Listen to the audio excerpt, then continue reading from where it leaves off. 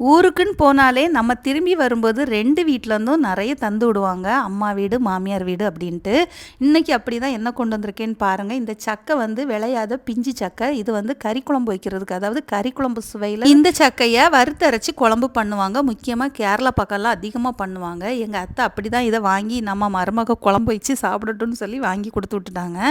அப்புறம் தேங்காய், மாங்காய் வந்து எங்கள் அத்தை வீட்டு பக்கத்துலேயே ஒரு ஐயா இருக்காங்க, பக்கத்து வீட்டில், அவங்க தந்தாங்க கிளிமூக்கு மாங்காய். சரியா, அதுக்கப்புறம் அம்மா வீட்டுக்கு போனால் அங்கேயும் கிளிமூக்கு மாங்காவும் சாதா உருண்டை மாங்காய் இருக்குது பார்த்தீங்களா, அது பழத்துக்கு வந்து ரொம்ப டேஸ்ட்டாக இருக்கும் அம்மா வீட்டு. ஆனால் கொஞ்சம் இனிப்பு குறைவாக இருக்கும், ஆனால் பழம் ரொம்ப நல்லாயிருக்கும் டேஸ்ட்டு. சரிங்களா, அப்புறம் 3 தேங்காவும் தந்திருக்காங்க. இது மட்டும் இல்லாமல் எங்கள் மாமியார் வந்து நாங்கள் நைட் அங்கேருந்து கிளம்பும் போதே பார்த்தீங்கன்னா நைட்டு சாப்பாடும் சேர்த்தே தந்துட்டாங்க.